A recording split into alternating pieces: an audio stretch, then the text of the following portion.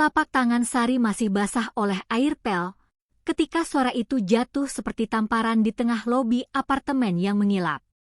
Jangan sentuh lift itu. Kamu pikir ini lift buat orang kaya kamu?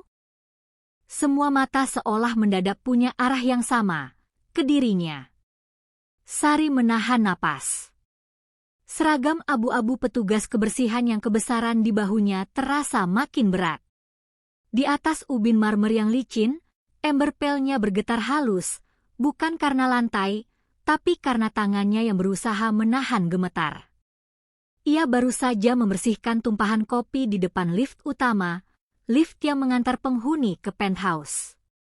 Tangannya refleks menekan tombol agar pintu tidak menutup, karena seorang ibu tua di kursi roda tampak kesulitan.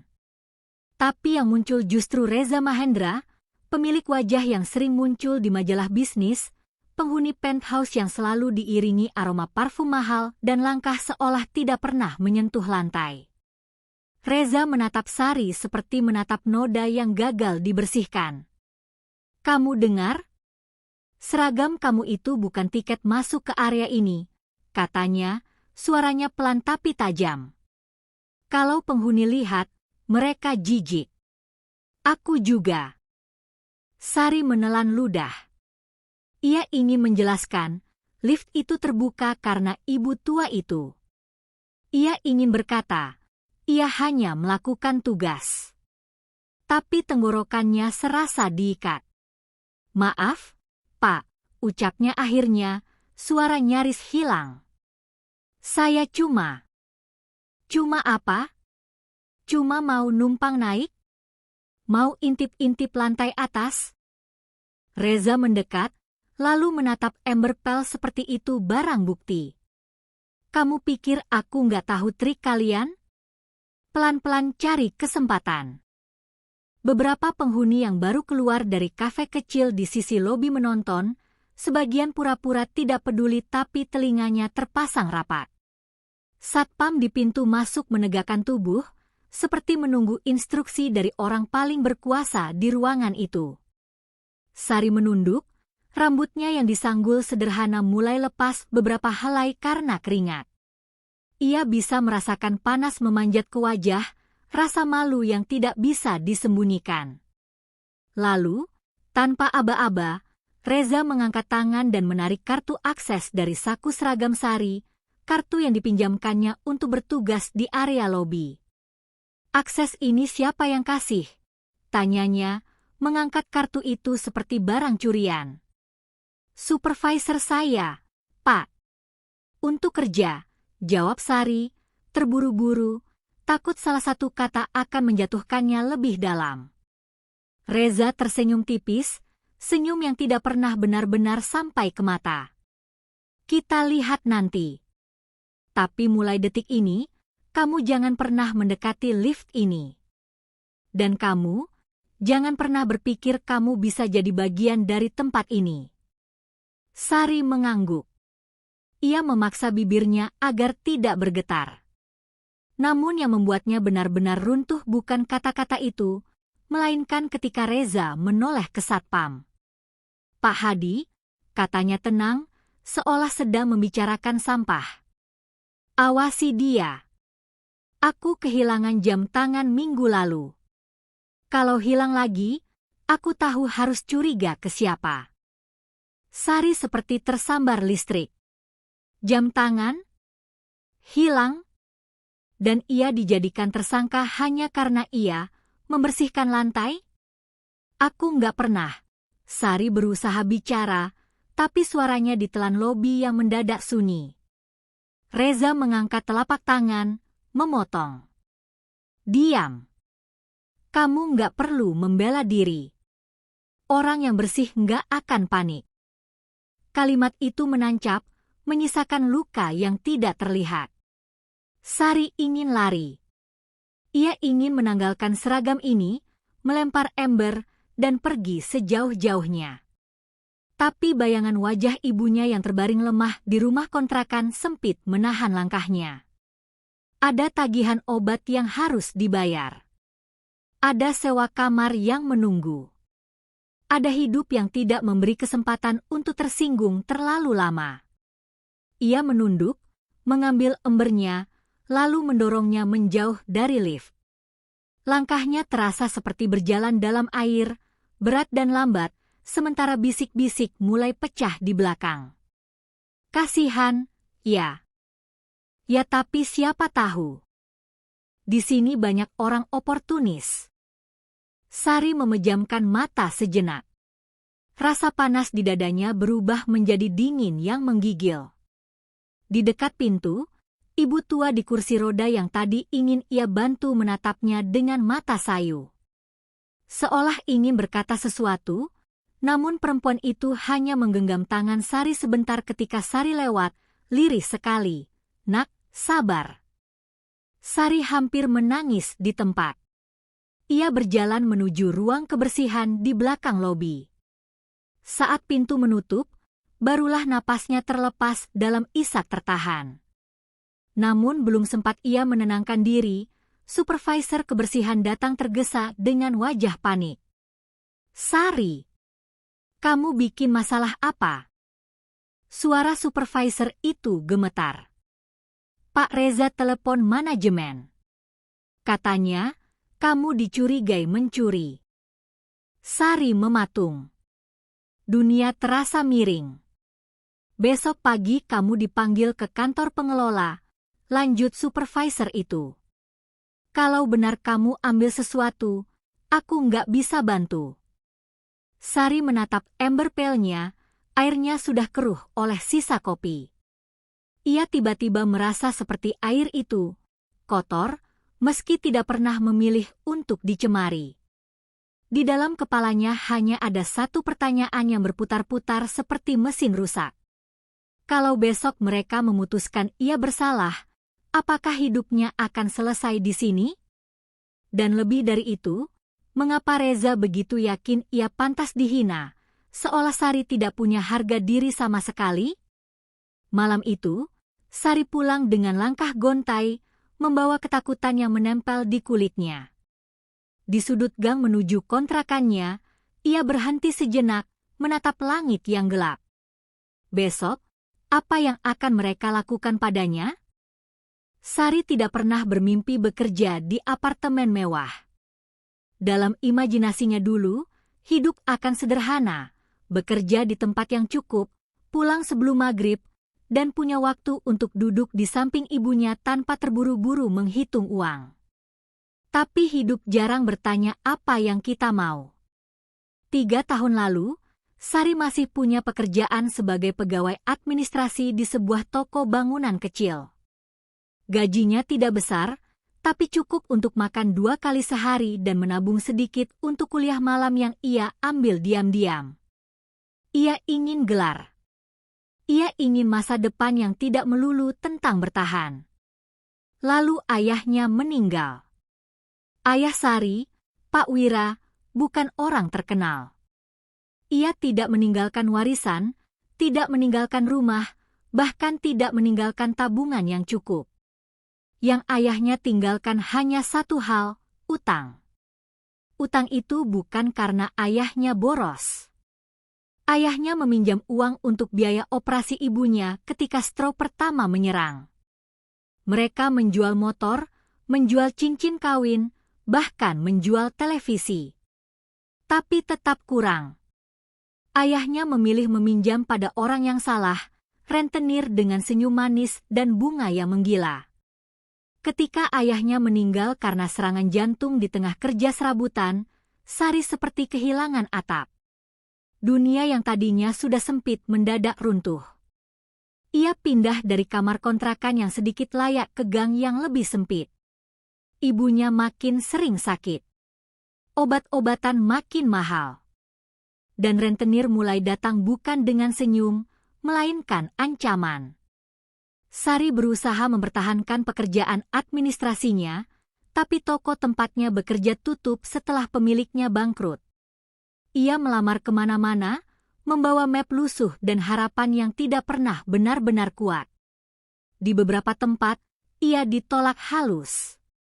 Di beberapa tempat lain, ia ditolak dengan tatapan meremehkan karena alamat rumahnya. Lulusan SMA? Pengalaman admin? Tapi kamu tinggal di situ? Kata seorang HRD pernah, menatapnya seolah ia membawa penyakit. Sari pulang waktu itu dengan mata bengkak.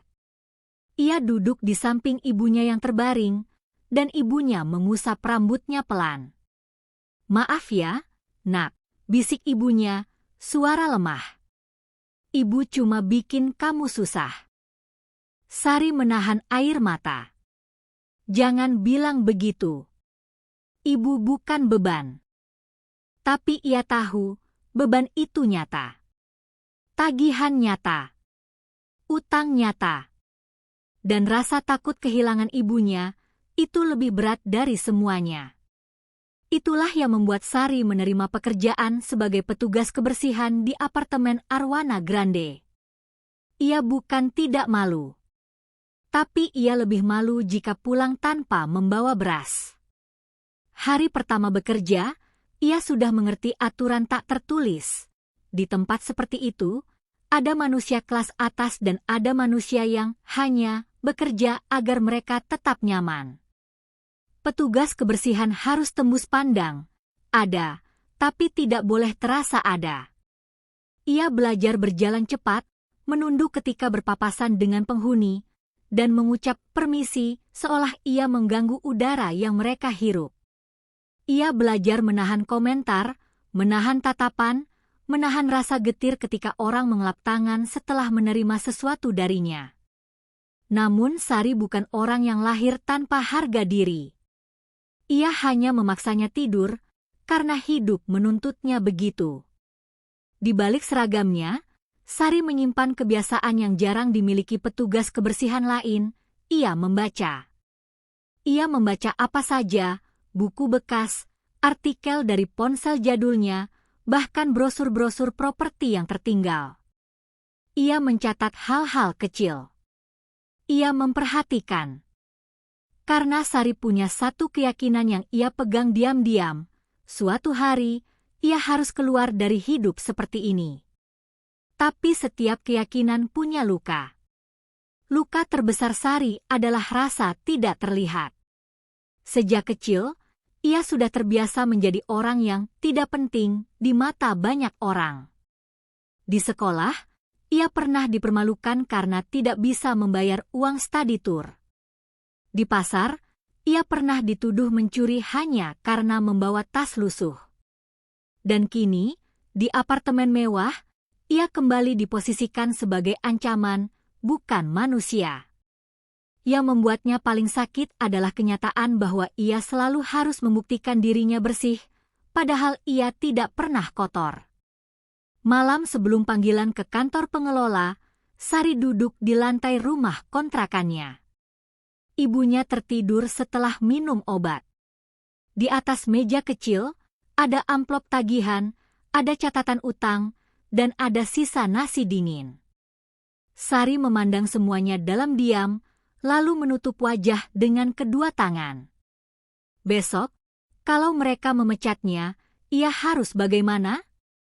Ia tidak punya siapa-siapa. Tidak ada keluarga yang bisa ia tumpangi.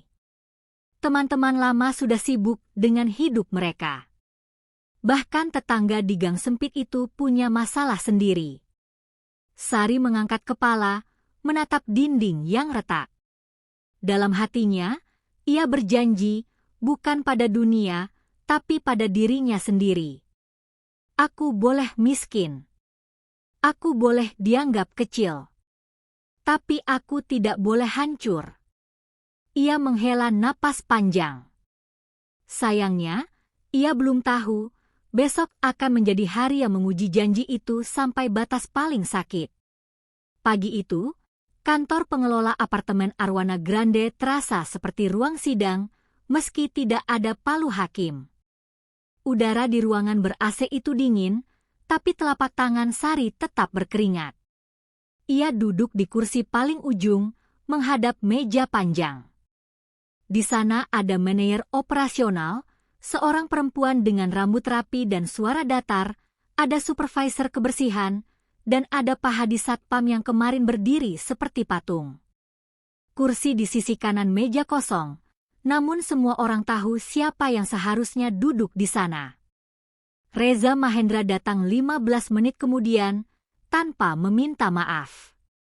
Ia masuk dengan langkah santai, seolah ruangan itu miliknya. Ia bahkan tidak menatap Sari, seakan Sari hanyalah noda di karpet. "Ayo kita cepat saja," kata Reza sambil duduk. "Saya sibuk." Manajer operasional membuka map. Pak Reza melaporkan kehilangan jam tangan merek dan juga menyampaikan kecurigaan terkait akses lift dan area penthouse. Sari menelan ludah. "Bu, saya tidak pernah masuk penthouse. Saya hanya kerja di lobi." Reza tertawa kecil. Semua pencuri juga bilang begitu. Sari menatapnya, dan untuk pertama kalinya ada sesuatu yang berani bergerak di dadanya, bukan marah, tapi perih yang berubah menjadi tegas. "Pak, saya tidak mencuri. Saya tidak butuh jam tangan mahal. Saya cuma butuh kerja." Reza menyandarkan tubuh, matanya menyipit. "Kamu berani ya?" Petugas kebersihan berani melawan penghuni. Manajer operasional berdehem. "Sari, apakah kamu melihat jam tangan itu?" "Tidak, Bu. Saya tidak pernah lihat."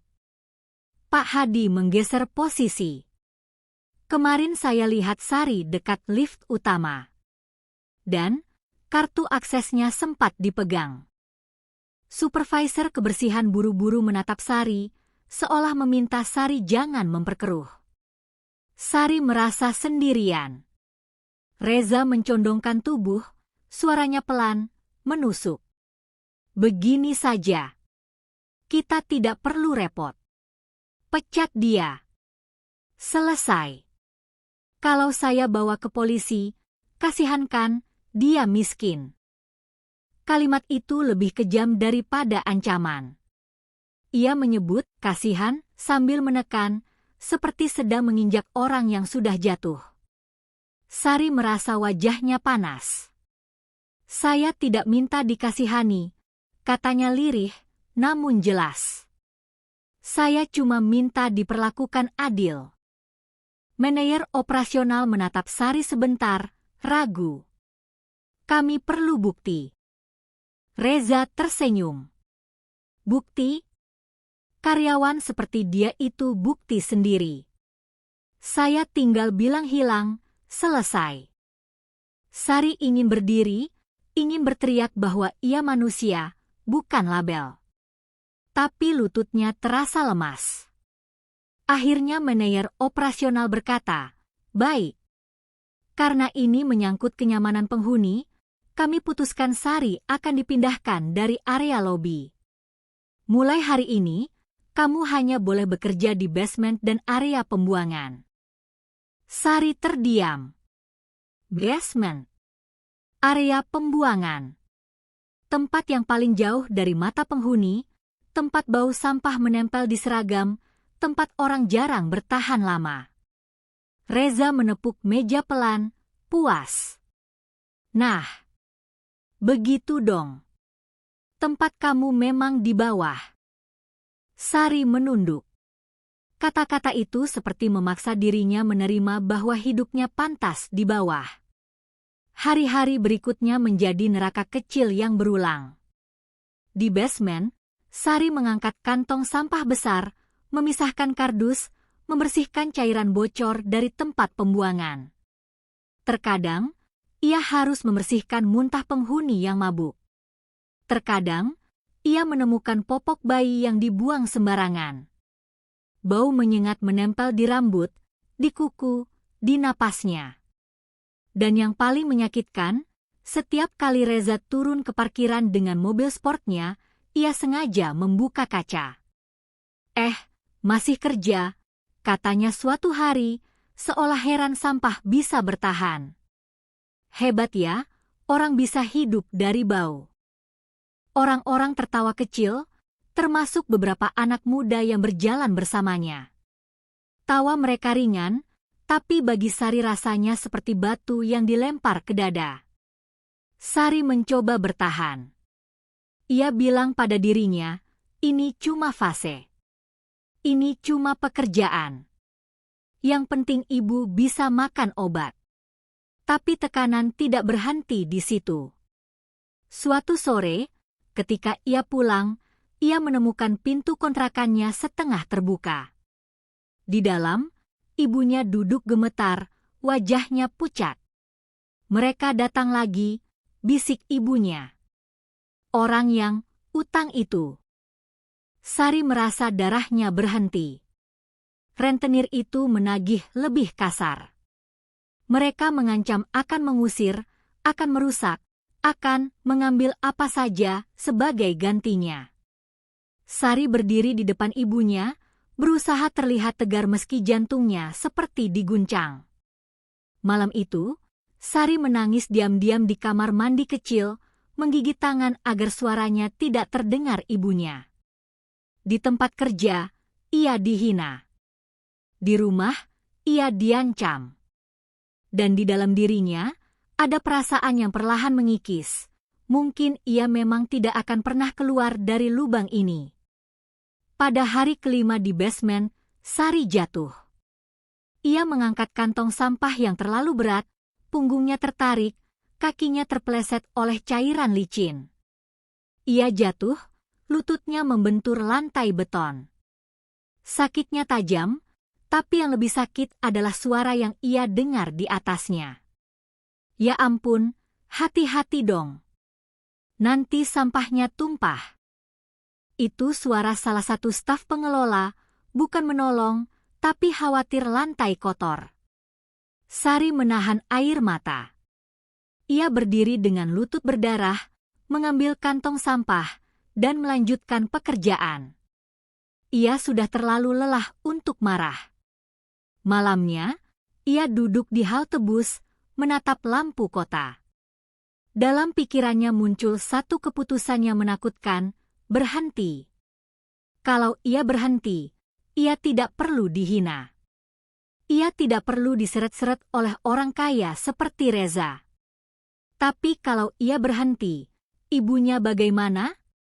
Sari menutup mata. Ia merasa terjebak. Di saat hampir menyerah itulah, sebuah amplop jatuh ke pangkuannya. Sari terkejut, menoleh. Seorang pria tua berseragam security lain berdiri di sampingnya, bukan Pak Hadi. Wajahnya keriput, tapi matanya hangat. Saya lihat kamu sering pulang paling akhir, katanya pelan. Ini mungkin bisa bantu. Sari membuka amplop itu. Di dalamnya ada kartu nama sederhana dan secarik catatan, datang besok jam 10 pagi ke ruang rapat lantai 3. Jangan takut. Kamu berhak didengar. Sari menatap pria tua itu, bingung. Ini dari siapa, Pak? Pria tua itu hanya tersenyum tipis.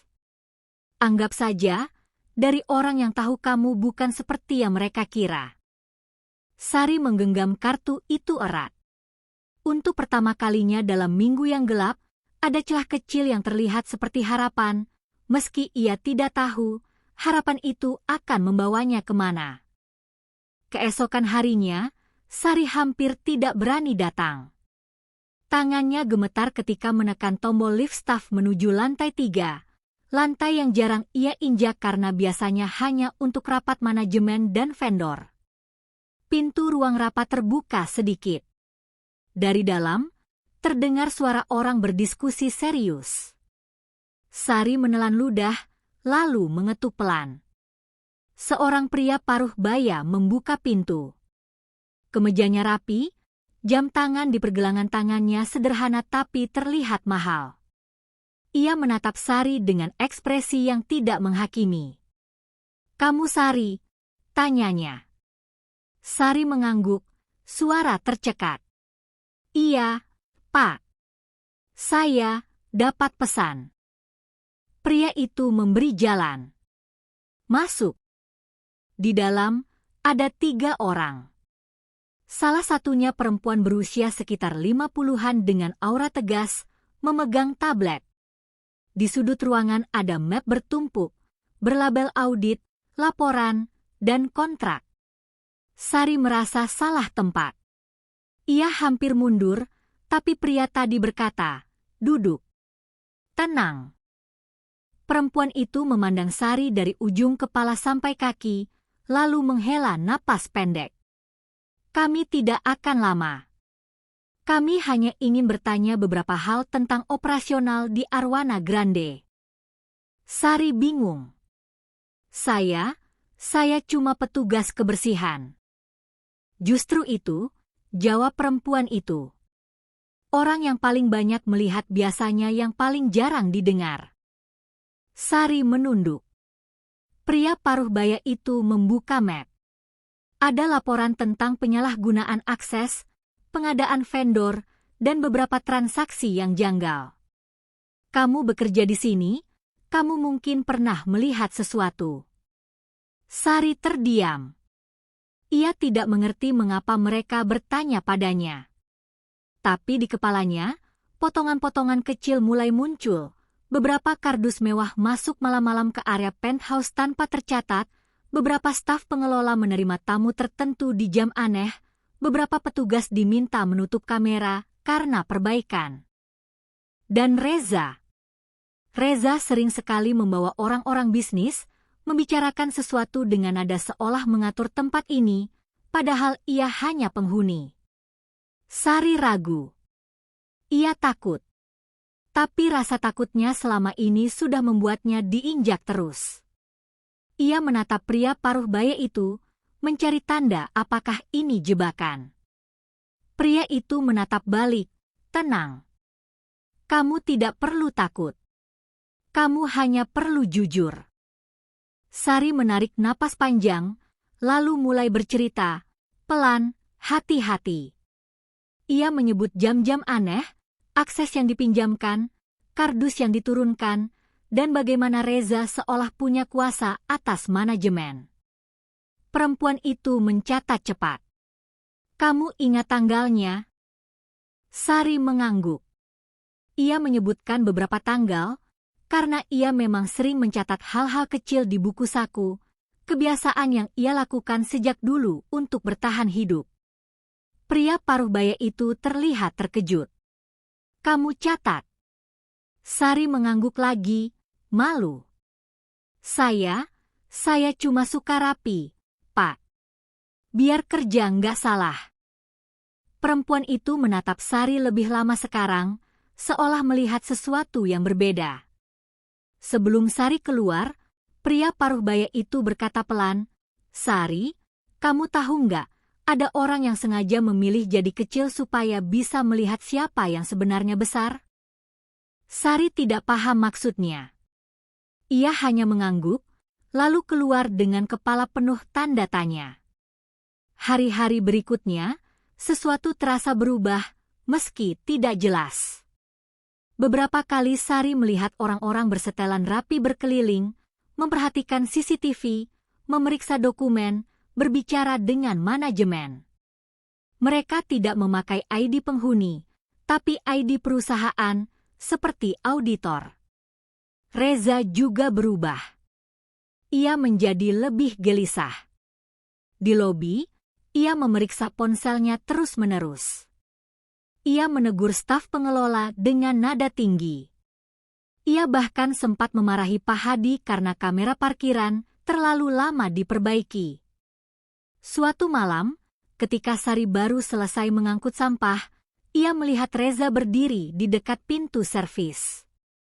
Wajahnya tegang, keringat tampak di pelipis meski ruangan ber-AC. Sari menunduk, ingin lewat tanpa terlihat. Tapi Reza memanggil, suaranya dingin. "Kamu." Sari berhenti.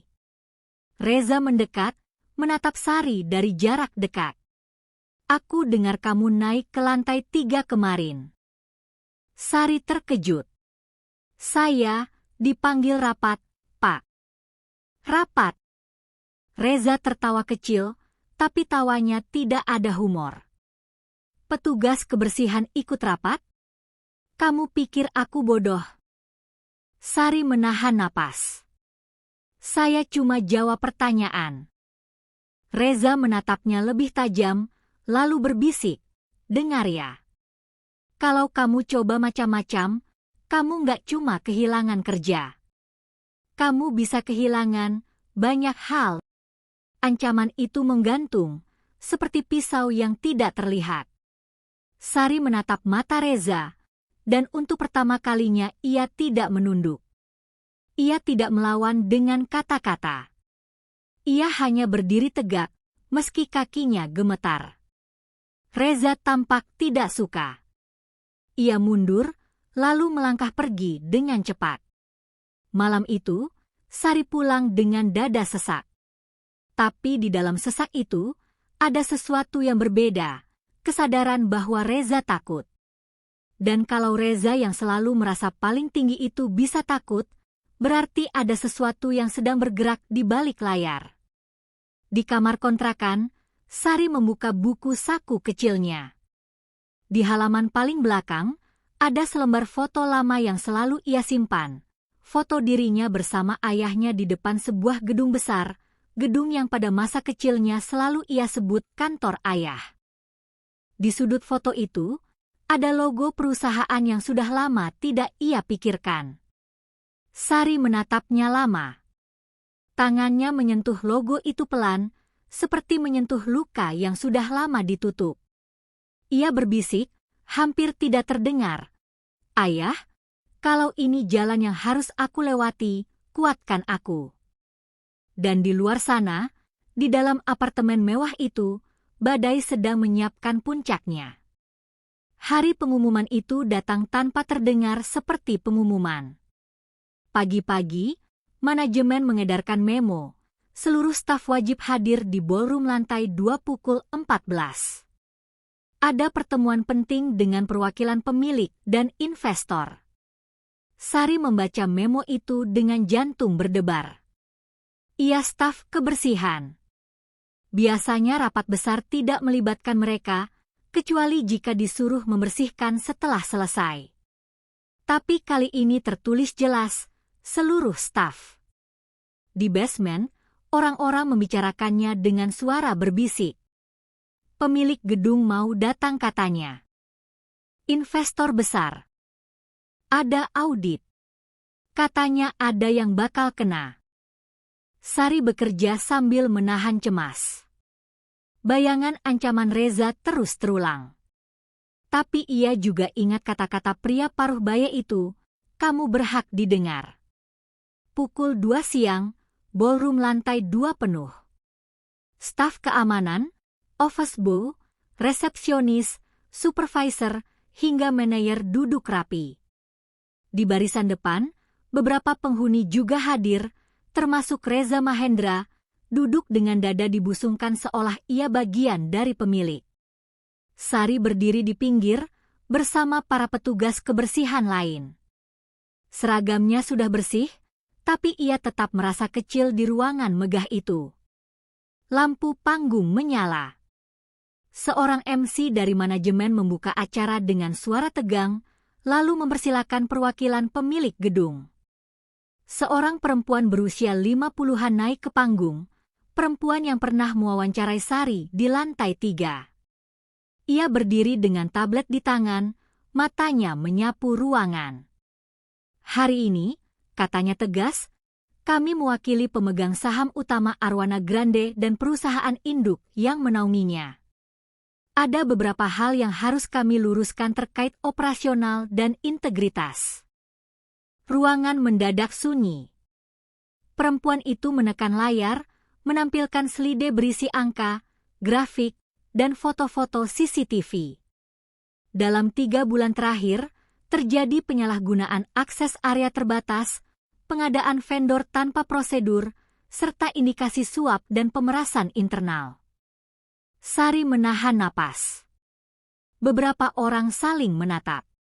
Reza tersenyum kecil, seolah yakin semua ini bukan tentang dirinya. Lalu perempuan itu berkata, Kami juga menemukan pola, seseorang yang bukan bagian dari manajemen, namun memengaruhi keputusan pengelola melalui tekanan dan transaksi. Reza menggeser posisi.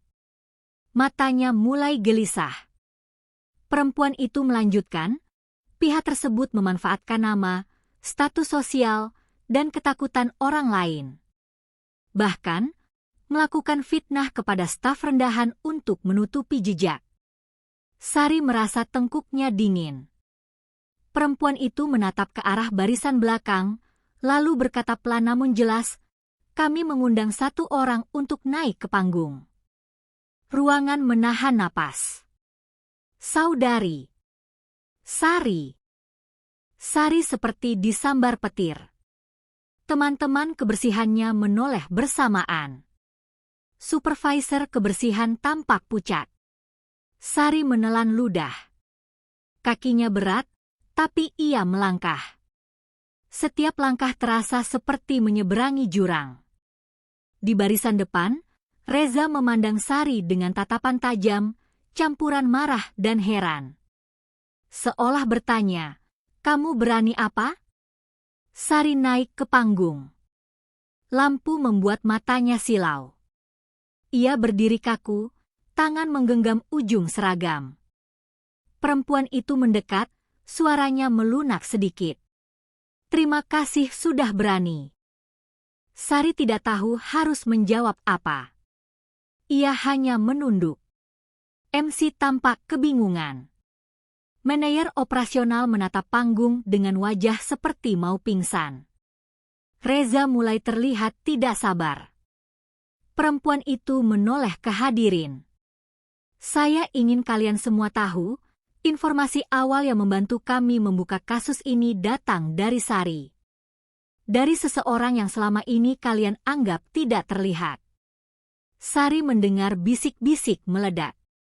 Kata petugas kebersihan terdengar, kata kok bisa terdengar, kata pasti dibayar terdengar. Reza berdiri setengah. Ini tidak masuk akal. Ini cuma drama. Dia cuma tukang bersih-bersih. Perempuan itu menatap Reza, matanya dingin. "Pak Reza, mohon duduk. Anda akan mendapat giliran." Reza memerah, tapi ia duduk kembali dengan gerakan kasar. Lalu perempuan itu menatap Sari dan berkata kalimat yang membuat waktu seperti berhenti. Namun, Sari bukan hanya saksi. Perempuan itu memberi isyarat. Pria paruh baya yang dulu juga ada di ruang rapat naik ke panggung membawa sebuah map tebal.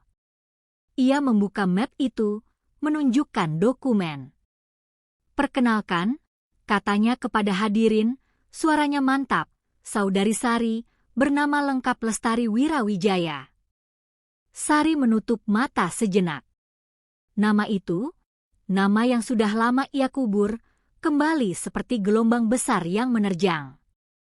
Pria itu melanjutkan, beliau adalah pemegang saham mayoritas Wijaya Property, perusahaan induk yang memiliki Arwana Grande. Ruangan meledak dalam suara kaget, kursi berderit, orang berdiri spontan. Beberapa staf menutup mulut, tidak percaya.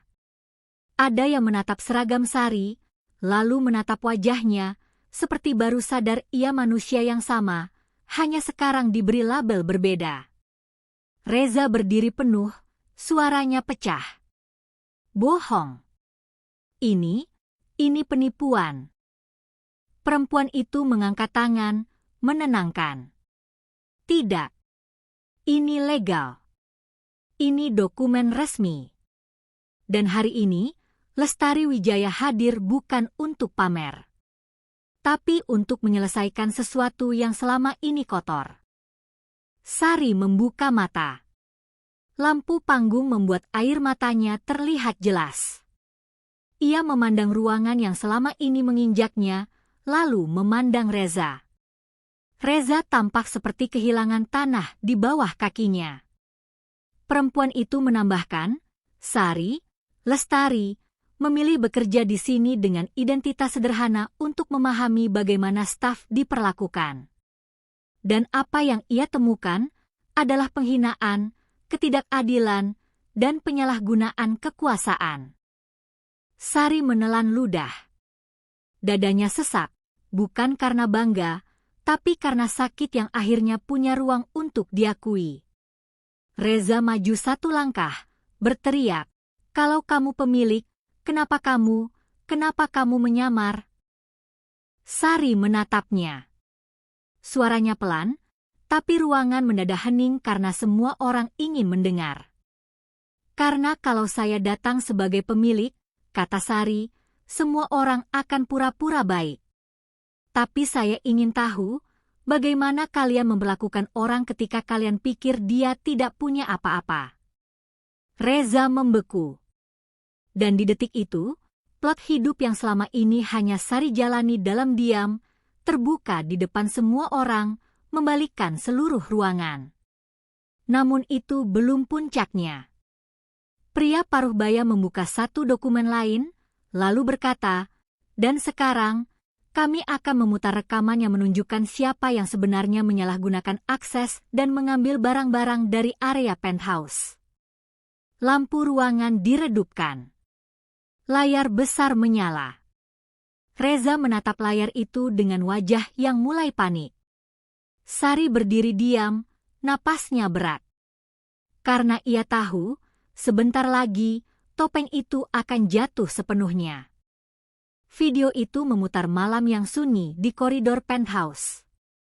Kamera CCTV menyorot pintu servis yang biasanya hanya dipakai staf.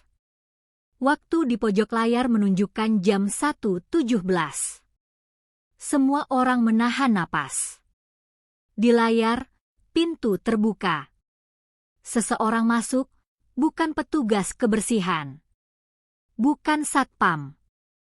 Orang itu memakai jaket gelap dan topi, tapi geraknya familiar. Ia menoleh sebentar, dan wajahnya terlihat jelas ketika cahaya koridor menyapu. Reza Mahendra. Ruangan seperti kehilangan udara. Di video, Reza menekan akses pintu, masuk ke ruang penyimpanan kecil di dekat unit penthouse yang kosong, unit yang sedang dalam renovasi. Beberapa menit kemudian, ia keluar membawa sebuah kotak kecil. Ia berjalan cepat, menutupi wajah, lalu menghilang lewat pintu servis. Video kedua menyusul. Di parkiran basement, Reza menyerahkan kotak itu kepada seorang pria lain, lalu menerima amplop coklat tebal. Mereka berjabat tangan. Lampu ruangan menyala kembali. Suara bisik-bisik pecah seperti kaca. Reza berdiri dengan wajah pucat. Itu nggak jelas. Bisa diedit, suaranya bergetar, jauh dari percaya diri yang biasanya ia pamerkan. Perempuan auditor menatapnya dingin. Rekaman ini sudah diverifikasi forensik. Selain itu, kami punya catatan akses pintu, catatan lift, dan transaksi transfer ke rekening atas nama Anda. Pria paruh baya menambahkan, bukan hanya jam tangan yang hilang, Pak Reza.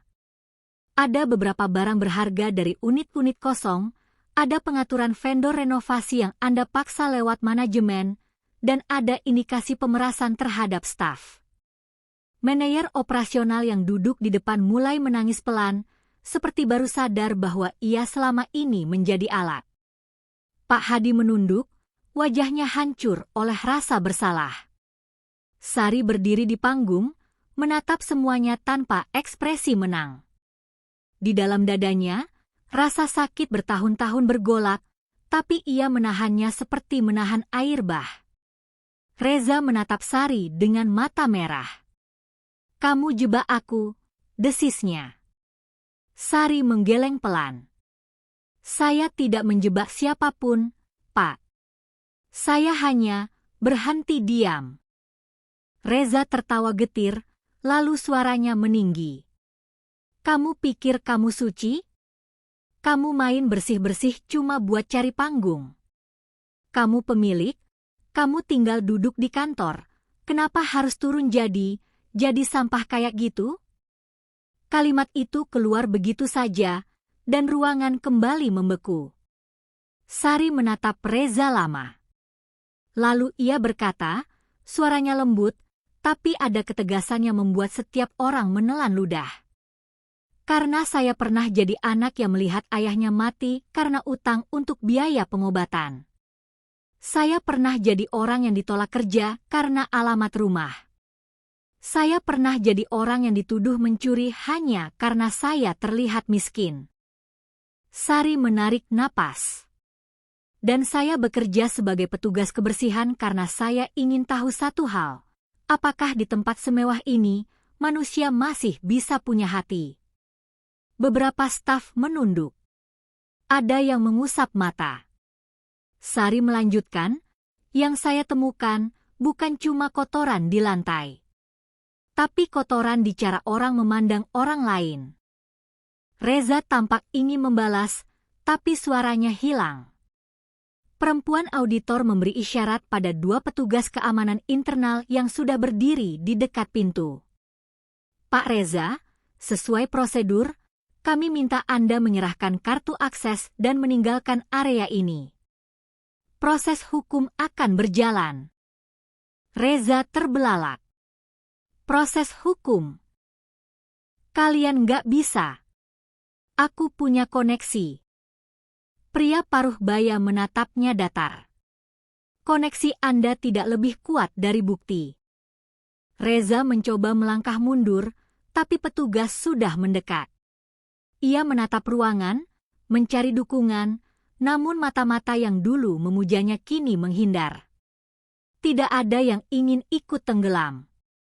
Saat Reza digiring keluar, ia berteriak, suaranya pecah, kalian semua munafik.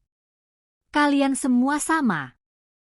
Pintu ballroom menutup, menyisakan gemuruh yang pelan. Sari berdiri masih di panggung. Semua mata tertuju padanya, kali ini bukan karena meremehkan, tapi karena takut, kagum, bingung. Perempuan auditor menyerahkan mikrofon pada Sari. Jika Anda ingin bicara. Sari memegang mikrofon itu, tangannya sedikit gemetar. Ia menatap barisan staf kebersihan di pinggir ruangan, teman-temannya yang selama ini menertawakan luka bersama, yang menahan malu bersama, yang sering pulang dengan seragam bau sampah. Sari menelan ludah, lalu berkata, saya tidak datang untuk membalas dendam. Ruangan hening. Saya datang untuk memperbaiki. Karena saya juga pernah lelah berharap pada keadilan yang tidak pernah datang. Ia menatap manajer operasional yang menangis. Saya tidak akan pura-pura semua orang bersalah. Tapi saya akan pastikan, tidak ada lagi staf yang dipermalukan tanpa bukti. Tidak ada lagi yang dipindahkan ke basement hanya karena ada orang kaya yang merasa terganggu. Pak Hadi mengangkat wajahnya, air mata jatuh. Ia berbisik, maaf, Mbak. Sari mengangguk kecil. Saya maafkan, Pak. Tapi mari kita belajar. Maaf tanpa perubahan cuma kata-kata. Hari itu, bukan hanya Reza yang jatuh. Sistem yang selama ini melindungi orang seperti Reza juga mulai retak. Manajemen diganti. Prosedur diperbaiki. Vendor diperiksa ulang. Dan untuk pertama kalinya, staf-staf kecil diajak bicara sebagai manusia, bukan sebagai alat. Sari turun dari panggung dengan langkah pelan. Ia tidak merasa menang. Ia hanya merasa sedikit lebih lega. Namun satu hal masih menunggu. Ibunya di rumah, utang yang belum lunas, dan hidup yang tidak otomatis mudah meski identitasnya terbongkar. Sari tahu, ujian terakhir bukan lagi melawan Reza. Ujian terakhir adalah bagaimana ia tetap menjadi manusia yang sama, di tengah dunia yang kini memandangnya berbeda. Beberapa minggu setelah kejadian di ballroom, lobi Arwana Grande masih sama mengilapnya, lift masih sama cepatnya, dan penghuni masih sama sibuknya. Tapi ada sesuatu yang berubah, sesuatu yang tidak terlihat di marmer, namun terasa di udara. Para petugas kebersihan tidak lagi dipanggil dengan siulan atau jentikan jari. Mereka punya ruang istirahat yang layak. Jam lembur dicatat benar. Komplain penghuni tidak langsung dianggap kebenaran mutlak. Dan setiap laporan kehilangan barang kini harus disertai prosedur, bukan prasangka. Sari, yang kini banyak orang panggil Bu Lestari, tidak meminta orang memanggilnya begitu. "Panggil saya Sari saja," katanya setiap kali seseorang terlalu kaku di depannya. "Nama saya tidak berubah hanya karena kalian baru tahu siapa saya." Ia kembali ke basement beberapa kali, bukan untuk bekerja, tapi untuk duduk bersama teman-temannya, makan bekal sederhana, mendengar cerita mereka tanpa meja yang memisahkan. Sebagian orang masih tidak nyaman. Mereka takut salah bicara. Mereka takut pemilik tersinggung. Tapi Sari terus menegaskan bahwa ia tidak ingin dihormati karena jabatan, ia ingin dihormati karena kemanusiaan. Yang paling penting baginya adalah pulang. Suatu sore, Sari pulang membawa sesuatu yang sudah lama ia kejar, kepastian. Ia melunasi utang rentenir lewat jalur hukum, bukan dengan membayar bunga gila, tapi dengan melaporkan praktik mereka bersama bantuan lembaga bantuan hukum. Ia tidak ingin ada keluarga lain yang hancur karena jebakan yang sama. Ibunya, yang semula takut mendengar nama pengadilan, akhirnya menangis lega ketika ancaman itu berhenti. Di kamar kontrakan yang sempit, Sari duduk di samping ibunya, menggenggam tangannya. "Ibu, maaf ya, selama ini Sari bikin ibu ikut susah," bisik Sari. Ibunya menggeleng lemah, lalu tersenyum. "Nak, kamu tidak pernah bikin ibu susah. Kamu justru alasan ibu bertahan." Sari menahan tangis. Ia menunduk, menempelkan kening ke tangan ibunya seperti dulu, seperti anak kecil yang butuh tempat pulang. Hari-hari berikutnya, Sari tidak langsung pindah ke rumah besar atau hidup glamor. Ia bisa saja, tapi ia memilih pelan-pelan. Ia memindahkan ibunya ke rumah kecil yang lebih sehat, dekat puskesmas, dengan udara yang tidak pengap. Ia tetap hidup sederhana, bukan karena pura-pura rendah hati, tapi karena ia tahu betapa cepat dunia bisa membuat orang lupa rasanya menjadi kecil. Di kantor Wijaya Property, Sari membuat program yang ia namai Ruang Layak, bukan sekadar fasilitas, tapi sistem, perlindungan kerja untuk staf kebersihan dan keamanan di semua properti perusahaan, pelatihan keterampilan, jalur kenaikan jabatan, dan mekanisme aduan yang benar-benar didengar. Beberapa orang bisnis mempertanyakan, kenapa harus repot mengurus staf kebersihan? Itu biaya. Sari menjawab tenang, yang kalian sebut biaya itu adalah manusia yang membuat gedung kalian tetap hidup. Ia juga memastikan satu hal, setiap penghuni, sekaya apapun, tetap harus tunduk pada aturan yang sama. Tidak ada lagi hak istimewa yang lahir dari dompet. Tentang Reza, kabarnya berputar cepat di kalangan penghuni. Ia kehilangan penthouse, kehilangan reputasi, dan proses hukumnya berjalan. Orang-orang yang dulu menyanjungnya perlahan menghapus namanya dari percakapan, seolah mereka tidak pernah tertawa ketika Sari dihina. Sari tidak mengejar Reza untuk dipermalukan. Ia tidak datang ke sidang untuk menertawakan. Ia hanya memastikan kebenaran berdiri, lalu melanjutkan hidup. Karena pada akhirnya, balas dendam tidak pernah membuat luka sembuh. Yang menyembuhkan adalah keadilan, dan pilihan untuk tidak menjadi seperti orang yang pernah melukai. Suatu pagi, Sari kembali berdiri di lobi Arwana Grande. Ia bukan memakai seragam kebersihan, tapi pakaian kerja sederhana. ia melihat seorang petugas kebersihan baru mendorong ember pel. Penghuni lewat, dan kali ini mereka berkata, "Permisi, Pak."